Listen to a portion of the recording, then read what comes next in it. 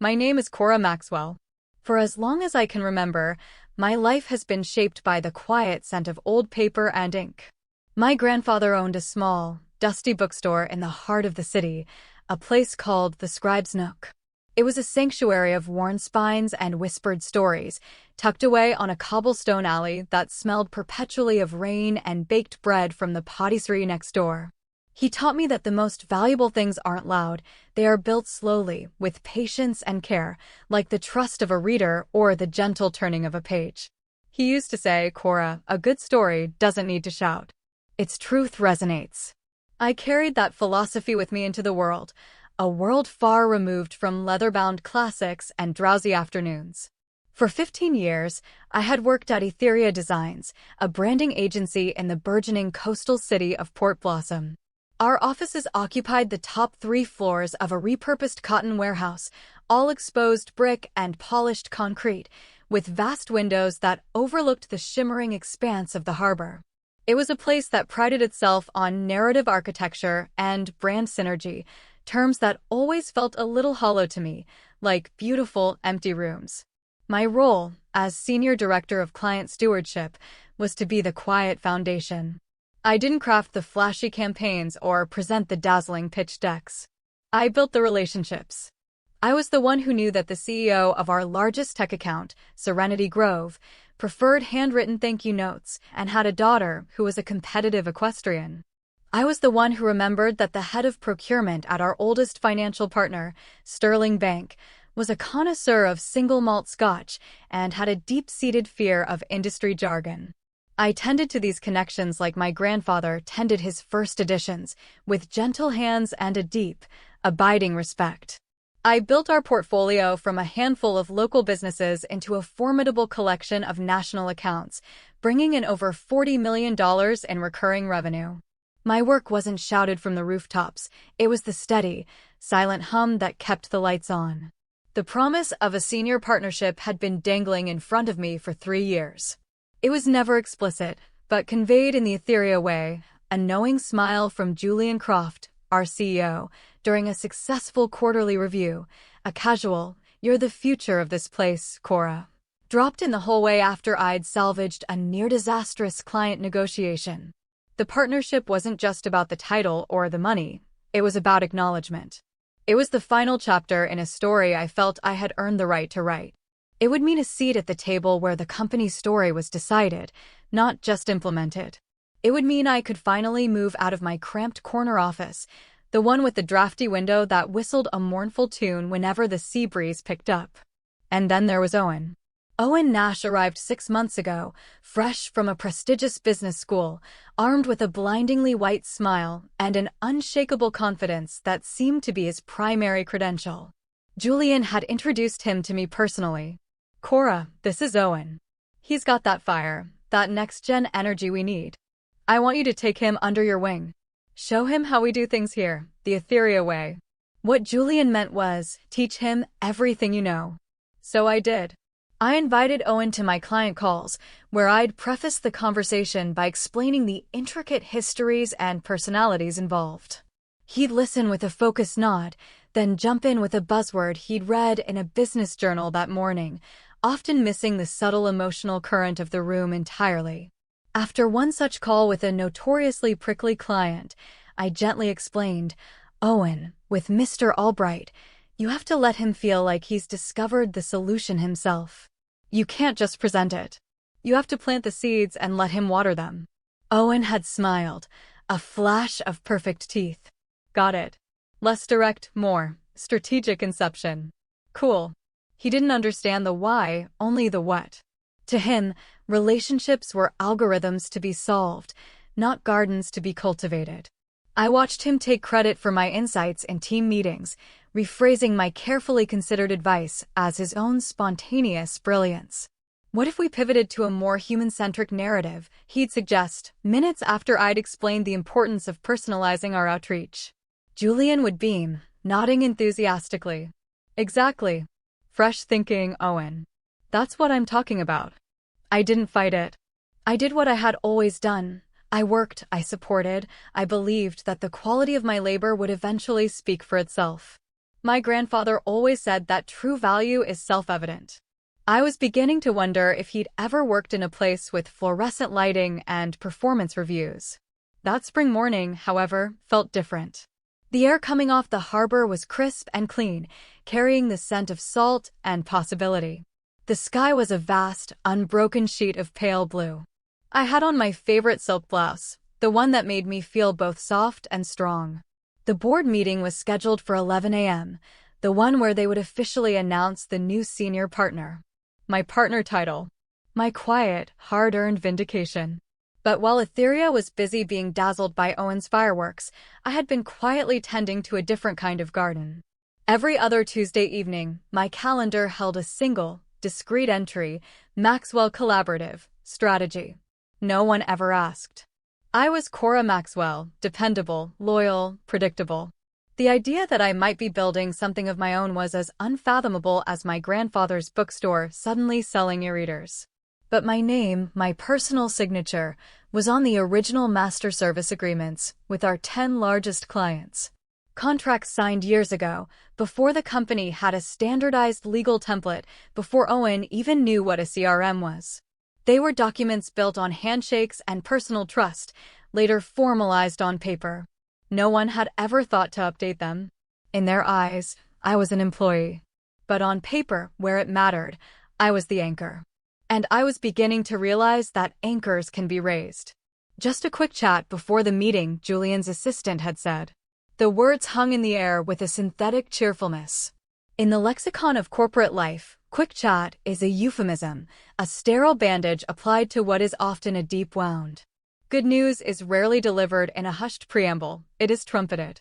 I walked into Julian's office at 10:45 a.m. It was a minimalist shrine to modern success, all chrome and white leather, with a single, dramatic orchid on his desk. He was standing by the floor-to-ceiling window, looking out at the harbor, a silhouette against the bright morning. Cora, come in, sit, he said, turning.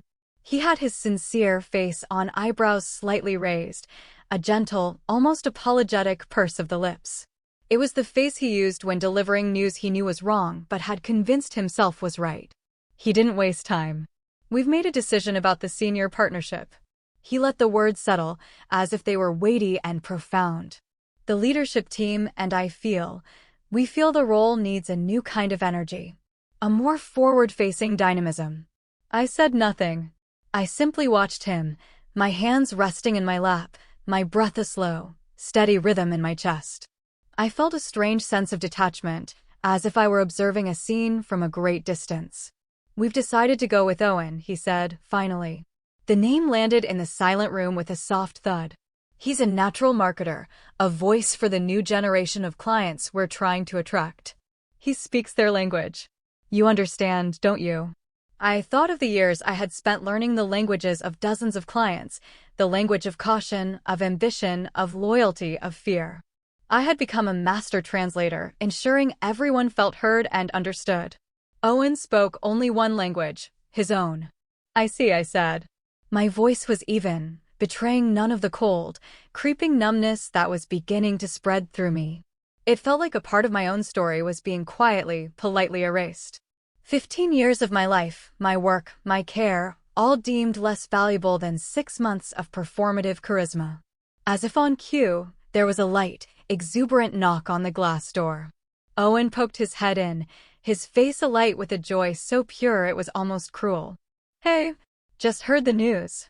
Julian, man, thank you. I'm floored. Seriously. He then turned to me, his smile wide and genuine. Cora, I honestly could not have done any of this without you. You've been my absolute rock. He looked back at Julian, laughing. My guru. Then his focus snapped back to me, the professional mask already clicking into place. Seriously, though. I'm going to need you to walk me through the big accounts. We should book some time tomorrow to do a deep dive on the legacy clients and their pipelines. Get me fully up to speed. Legacy clients. The word, from his lips, felt like an epitaph. He was the future, I was the past, a collection of historical data to be downloaded and archived. I thought of my grandfather, polishing the cover of a worn book. Some things aren't meant to be consumed, he'd say. They're meant to be honored. A strange calm washed over me, displacing the numbness. It wasn't anger. It was clarity. The story I had been writing at Etheria was over. They had written the last page for me. But they had forgotten one crucial detail. I was still holding the pen. I met Owen's eager gaze and gave him a small, serene smile. "Of course, Owen," I said, my voice as smooth and placid as the harbor outside. "I'd be happy to help." In that moment, I wasn't a victim. I wasn't a casualty of corporate politics. I was a quiet architect, and I had just been handed the blueprints to my own liberation. The next 2 weeks were a masterclass in graceful detachment. I became a ghost in my own life, performing my duties with a placid efficiency that was both praised and, I suspect, deeply unsettling to those who were paying attention. I was the perfect, supportive colleague, a model of professionalism. What Owen means to say, I would interject gently during a client call after he'd confidently proposed a strategy that directly contradicted their stated goals, is that we want to explore a more agile framework that honors your established brand identity while introducing new market dynamics. I would respin his tangled jargon into a coherent, respectful proposal, all while he nodded along as if this had been his intention all along. I was an expert at making others look good. It was a skill honed over a decade of being the woman in the room who did the work while the men took the credit. While Owen was busy inhabiting his new role, I was methodically preparing for my new life. Each evening, after the office had emptied out and the only sound was the distant clang of a buoy in the harbor, I would sit at my desk and work on my own transition. It wasn't an act of sabotage, in my mind, it was an act of preservation. I was carefully transplanting a garden I had spent my life cultivating, moving it from poisoned soil to a place where it could thrive. I had legally registered Maxwell Collaborative LLC 3 months prior. The name was simple, honest. It wasn't about disruption or revolution. It was about partnership, the very thing Etheria had ceased to value. I had a business bank account, a simple, elegant website under construction by a freelancer I trusted, and a clear vision. My first step was to review the fine print. I spent a night poring over my original employment contract from 15 years ago. It was a simple document from a simpler time for the company. The non-compete clause was vague, almost an afterthought, focused on preventing an employee from joining a direct, established competitor within the city. It said nothing about starting a new entity. It said nothing about clients whose primary relationship was contractually tied to a specific individual, me. It was a loophole not of malice, but of neglect. They had never imagined their quiet, dependable Cora would ever leave. They had taken my loyalty for granted, and in doing so, had left the door wide open. Next, I began what I called my archival process. I went through our shared digital servers, organizing my project files. I didn't delete anything. I simply updated the core pitch decks and strategy documents, replacing the dense, detailed originals with simplified, high-level versions. I updated the branding to the new, sleek Etheria standard, and in the process, I removed the detailed case studies and client testimonials that were tied directly to my personal involvement.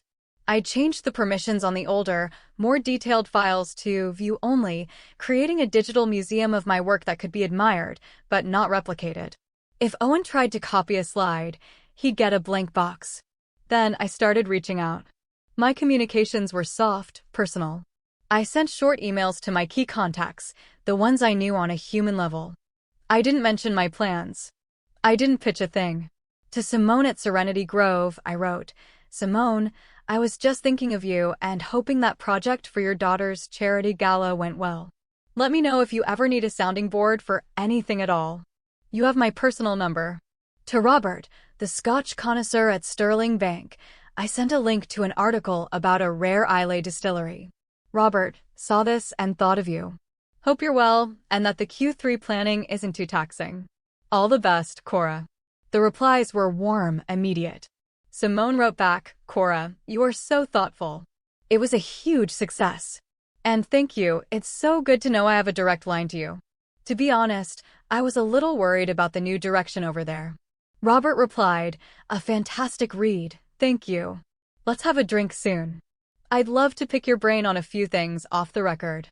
I wasn't stealing clients. I was reminding them where their true connection lay. The trust wasn't with Etheria Designs, it was with Cora Maxwell. Etheria had just been the venue. The turning point came late one Thursday night. I was doing a final review of the active contracts in our system, preparing my handover notes for Owen. And there it was, in black and white, over and over again, client services to be managed and personally overseen by Cora Maxwell. My name. It was a legacy clause from the early days, a way to reassure new clients that they would have a consistent, senior point of person. They had never bothered to amend it. Legally, I was still the designated steward of their most valuable accounts. I leaned back in my chair, the leather creaking in the silent office. The city lights glittered across the dark water of the harbor. They had given Owen my title, my office, my promised future. But they had forgotten to take my name off the foundation. And as my grandfather, the bookseller, knew better than anyone, a name, a signature, holds a quiet, unshakable power. The final 2 weeks of my tenure were an exercise in quiet observation. Watching Owen attempt to manage my portfolio was like watching someone try to conduct a symphony with a sparkler. He was bright and full of energy, but he produced no music, only fleeting, chaotic light. He'd walk into meetings with clients I'd known for a decade and lead with a discussion of his new vision for their brand actualization. He'd use words like synergy and omnichannel with people who valued simplicity and directness. I could see the subtle shift in their posture, the polite but vacant look in their eyes. They were used to conversations that felt like a dialogue between trusted partners. Owen gave them a monologue delivered by a zealous convert. Publicly, I continued to support him. That's a great point, Owen, I'd say, before deftly reframing his abstract idea into a practical solution the client could actually understand. I wrote his follow-up emails, summarizing the meetings with the nuance and specific detail he consistently missed. I was propping him up, ensuring a smooth transition, just as I'd promised. Privately, my own transition was accelerating. My conversations with Simone from Serenity Grove had evolved. She was deeply concerned about the shift in Etheria's culture. "It's all flash now, Cora," she'd said over a coffee at a small cafe far from the office district. "They don't seem to be listening anymore. We're not a brand to be actualized. We're a company with a mission." I listened patiently. I didn't badmouth Etheria. I simply validated her feelings. "I understand your concern," I said. "Continuity and deep understanding are so important." "What are you doing next?" she asked directly, her gaze steady. I took a breath. "I'm starting a small, specialized consultancy," I said. "Focused on long-term, collaborative partnerships. The kind of work we've always done together." A slow smile spread across her face. "Well," she said, leaning forward slightly, "when you're ready to take on your first client, you have my number." One by one, the seeds I had planted began to sprout. A quiet word here, a shared article there. It was never a hard sell. It was a continuation of a conversation. I was simply letting them know that the relationship they valued didn't have to end just because my place of employment was changing. I was inviting them to follow the trust, not the letterhead. The day I submitted my resignation was quiet and anticlimactic. I walked into Julian's office on a Friday afternoon. My letter was brief, professional, and full of the polite, meaningless phrases that populate such documents. "Deeply grateful for the opportunity. Time for my next chapter. Wish the team all the best." Julian seemed almost relieved. My quiet presence had likely become a constant, low-grade reminder of the decision he had made. "Of course, Cora," he said, not quite meeting my eye. "We understand. We'll miss your stability. I'm sure Owen is ready to take the reins fully." I smiled. "I'm sure he is." I spent my last day creating meticulous handover documents. I left Owen with everything he needed: contact lists, project summaries, status reports. It was all impeccably organized. It was also utterly useless, without the one thing I couldn't transfer: the years of trust one had built. My last act was to walk through the office, saying my goodbyes. People wished me well with a kind of sad, knowing look. One of the junior designers, a bright young woman named Maya whom I'd often mentored, pulled me aside by the elevators. "We're all going to miss you so much," she whispered, her eyes shining. "You were the heart of this place." I felt a pang, not of regret, but of gratitude for the real connections I had made. You keep that brilliant heart of yours shining, Maya, I said. Don't let anyone dim it. As I walked out of the building for the last time, the salty air felt different. It wasn't the air of an ending, but of a beginning. I didn't look back. My story at Etheria was finished. My own was just starting. Silence, I discovered, is a very powerful language. In the weeks after I left Etheria, I embraced it. I didn't update my LinkedIn profile. I didn't send out a press release announcing my new venture. I simply disappeared from the corporate world's field of vision. To anyone looking, it would seem as though Cora Maxwell had simply retired to a quiet life. But my own life was anything but quiet. It was filled with the hum of creation. From a small, sun-drenched office I rented in a historic building downtown, I began to build Maxwell Collaborative. The first wire transfer that arrived in my business account was from Serenity Grove. It was a retainer for a strategic consulting project, a figure that was more than half my previous annual salary. The memo line simply read, "Welcome back." Meanwhile, back at Etheria, the silence was of a different kind. It was the dead, hollow silence of a line that has gone unanswered. Maya kept me discreetly informed. Owen, she said, was in a state of escalating panic. He keeps saying his emails must be going to spam. She texted me one afternoon, followed by a crying laughing emoji. He called Sterling Bank 3 times yesterday and kept getting the assistant. Owen was learning a hard lesson. A contact list is not a relationship. He had the names and numbers, but he didn't have the history. He didn't know that Robert from Sterling Bank never took calls before 10 a.m. or that Simone from Serenity Grove preferred a text to an email for anything urgent. He was trying to open locked doors by shouting at them, unaware that I held all the keys. He cornered Maya in the kitchen one day. Did Cora ever mention feeling like clients were pulling back before she left? He'd asked, his voice tight with anxiety. Was there some kind of issue I wasn't aware of? He was looking for a pre-existing problem to blame, a system failure, a market downturn. He couldn't comprehend that the issue was him. Or rather, the absence of me. The company had mistaken the gardener for the garden, and now that the gardener was gone, the plants were refusing to grow in the barren soil he offered. The first major tremor hit Etheria a month after my departure. Sterling Bank, our client for over a decade, formally announced they were putting their account up for review.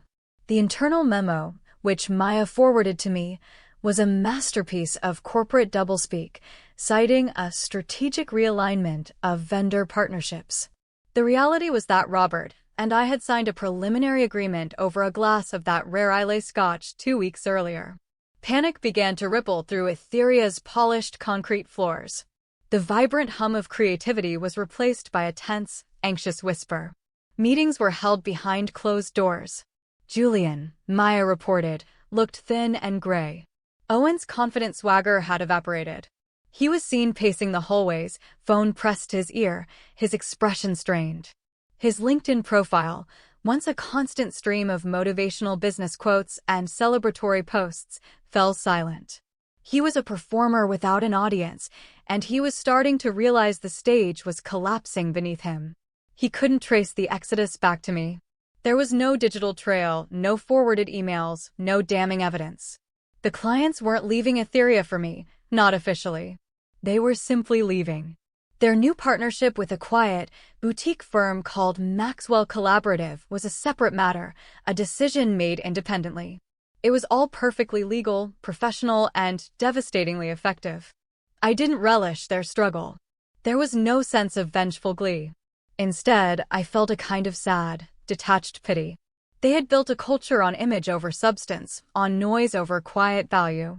And now, in the silence, they were discovering how little they had left. One evening, my phone buzzed with an unknown number. I let it go to voicemail. A few moments later, a text appeared. It was from Julian. "Cora, we need to talk. Call me." It was blunt, devoid of pleasantries. The demand of a man who was used to being in control and had just realized he wasn't. I looked at the message, the blue light of the screen illuminating my calm face. I thought about all the conversations we'd had, all the times I had waited for him to see the value right in front of him. I thought about my grandfather, who believed that a story's truth will always, eventually, come to light. I typed a simple reply, my fingers steady. There's nothing to talk about, Julian. The relationships followed the trust. It's as simple as that. I put my phone down, turning to look out my own window. It didn't overlook a harbor full of commerce, but a small, walled garden where jasmine was beginning to climb the old brick. The air smelled sweet and real. I had not destroyed their story. I had simply chosen to start writing my own. And it was turning out to be a beautiful one. The unraveling of Etheria designs wasn't a sudden, spectacular explosion. It was more like a slow, inexorable tide going out, revealing the barren, rocky bed beneath.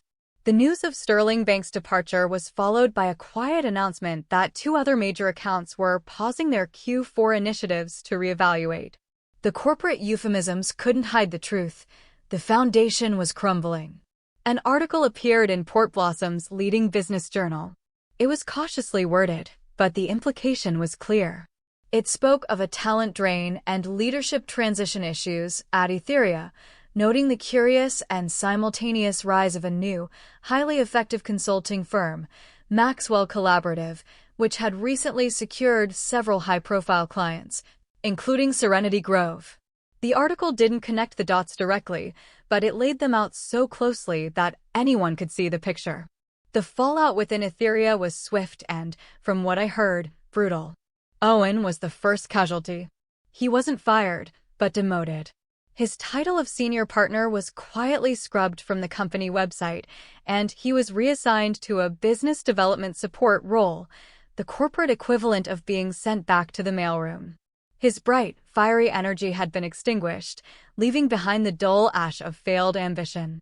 Julian Croft announced his early retirement a month later. The official story was that he wanted to spend more time with his family and pursue personal passions. The unofficial story, the one that circulated in whispers through the city's professional circles, was that the board had lost faith in his leadership and his inability to retain the company's core assets, both its clients and its people. I never spoke to either of them again. There was no final confrontation, no dramatic showdown. Their story at Etheria had ended, just as mine had. My role in their ending was indirect but undeniable, a consequence of their own choices. Revenge was never the goal. My goal was reclamation of my work, my worth, and my future. The fact that their decline coincided with my rise was a matter of natural balance, like a neglected garden withering while a new one, tended with care, begins to bloom.